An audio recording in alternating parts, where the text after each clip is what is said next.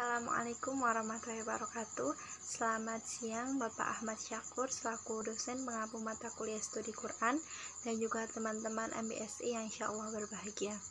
Pada kesempatan kali ini kami dari kelompok 6 yang beranggotakan saya sendiri Hamdatul Karimah, Muhammad Gilang Hairul Putra dan juga Muhammad Farid Kurniawan.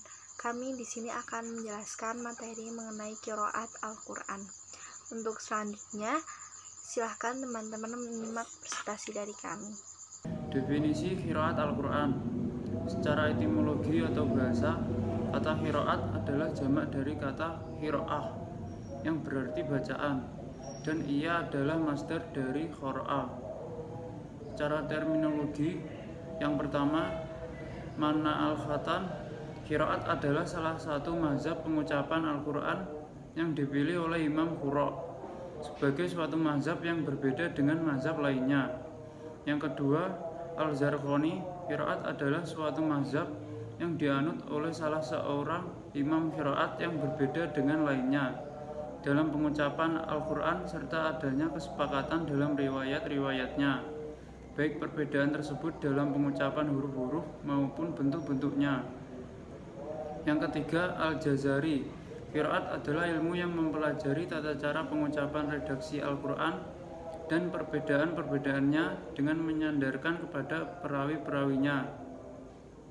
Dari beberapa definisi di atas dapat disimpulkan bahwa yang pertama, fokus dan objek ilmu ini adalah redaksi Al-Quran, bukan maknanya yaitu bagaimana cara membaca redaksi tersebut. Berbeda dengan ilmu tafsir yang menitikberatkan kepada cara memahami redaksi tersebut. Yang kedua, ilmu ini adalah ilmu riwayah atau ilmu yang berdasarkan penukilan dari para ahli qiraat serta bersambung sampai kepada Nabi Muhammad SAW. Tidak ada unsur ijtihad dalam ilmu ini, jadi murni berdasarkan tauqifi dari Nabi sendiri. Selanjutnya yaitu latar belakang munculnya qiraat Al-Quran yang berbeda. Perbedaan qiraat sudah muncul sejak zaman Rasulullah. Hal ini terlihat dari beberapa riwayat yang berkaitan dengan hadis Al-Ahruf Al-Sab'ah. Hadis yang diriwayatkan oleh Bukhari dan Muslim dari Umar bin Khattab berkata, "Aku mendengar Hisham bin Hakim membaca surah Al-Furqan di masa Rasulullah. Aku perhatikan bacaannya. Tiba-tiba ia membacanya dengan banyak huruf yang belum pernah dibacakan Rasulullah kepadaku, sehingga hampir saja aku melabraknya di saat ia sholat. Tetapi aku berusaha sabar menunggunya sampai salam. Begitu selesai salam, aku menarik selendangnya dan bertanya, 'Siapakah yang membacakan surat itu kepadamu?' Ia menjawab, 'Rasulullah yang membacakannya kepadaku.' Lalu aku mengatakan kepadanya, 'Engkau berdusta. Demi Allah, Rasulullah telah membacakan juga kepadaku surat yang aku dengar tadi engkau baca.' Kemudian aku bawa dia menghadap Rasulullah dan aku ceritakan kepadanya, 'Wahai Rasulullah, aku telah mendengar orang ini membaca surah Al-Furqan dengan huruf-huruf yang tidak pernah engkau bacakan kepadaku.' Maka Rasulullah berkata, 'Lepaskanlah dia wahai Umar, bacalah surat tadi wahai Syam.' Kemudian Hisham pun membacanya dengan bacaan seperti yang aku dengar tadi. Maka Rasulullah berkata, begitulah surat itu diturunkan. Kemudian Rasulullah SAW berkata, sesungguhnya Al-Quran itu diturunkan dengan 7 huruf, maka bacalah dengan huruf yang mudah bagimu di antaranya. Selanjutnya yaitu macam-macam qiraat. Menurut As-Suyuti, qiraat itu ada 6 macam. Yang pertama yaitu qiraat mutawatir, yaitu qiraat yang diriwayatkan oleh sejumlah besar perawi yang tidak mungkin mereka bersepakat untuk berdusta dari sejumlah orang yang seperti itu dan sanadnya bersambung hingga penghabisan, yakni Nabi SAW, dan inilah yang umum dalam hal qiraat. Yang kedua yaitu qiraat masyhur, yaitu qiraat yang sesuai sanadnya, di mana perawinya adil dan dhabit.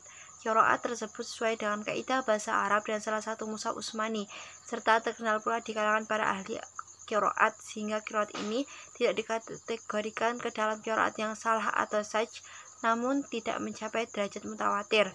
Qiraat seperti ini merupakan qiraat yang dapat digunakan.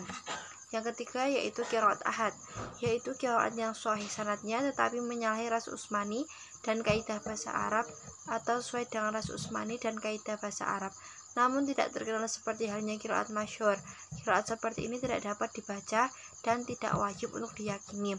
Misalnya qiraat yang diriwayatkan oleh Al-Hakim dari Asim Al-Jahdari dari Abu Bakar dalam surah Ar-Rahman ayat 76. Yang keempat yaitu qiraat syadz, yaitu qiraat yang tidak sahih sanadnya, seperti surat Al-Fatihah ayat 4 yang dibaca dalam bentuk fil madhi dan menasabkan 5 qiraat maudhu, yaitu qiraat yang tidak ada asalnya, seperti qiraat Al-Husai yang dinisbahkan kepada Imam Abu Hanifah dalam firman Allah surat Fatir ayat 28 yang berbunyi wa minan nasi wat dawabi wal an'ami muhtalifun alwanuhu kadzalik innama yakhsallaha min ibadihil ulama innallaha azizun ghafur. Dalam qiraat Al-Khuzai pada lafaz al-mu'ama'u dibaca nazab atau fathah huruf hamzah tersebut.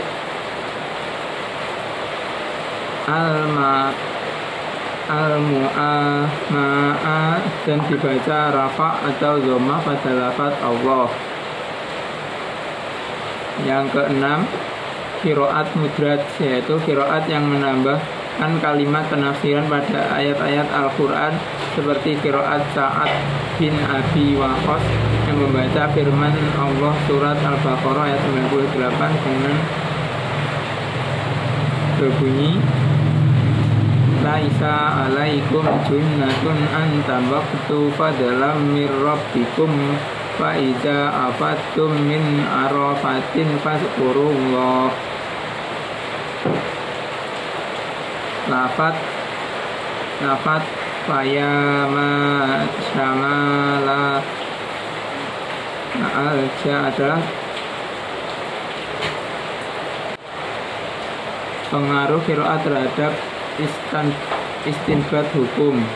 Satu, perbedaan antara satu qiraat dengan qiraat yang lain bisa saja terjadi pada perbedaan huruf, bentuk kata, susunan kalimat, i'rab, penambahan dan pengurangan kata.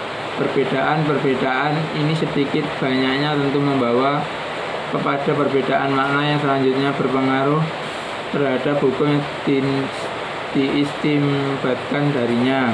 2. Contoh perbedaan pendapat terkait dengan qada puasa Ramadan bagi wanita, yaitu haid, apakah harus secara berurut ataukah boleh dengan terpisah-pisah. Ulama mazhab Hambali dan Hanafi mengatakan bahwa dia harus mengqadanya secara berurutan pula. Dasarnya adalah adanya qiraah saddah yang diriwayatkan oleh Ubay bin Ka'ab yang menambahkan kata-kata muttatabi'at dalam ayat 184 surat Al-Baqarah yang berbunyi fa'idatun min ayamin ukhar. Sedangkan mazhab Syafi'i membolehkan mengqadha puasa tersebut dengan terpisah-pisah karena menganggap bahwa qiraah Ubay bin Ka'ab tersebut tidak dapat dijadikan sebagai dalil.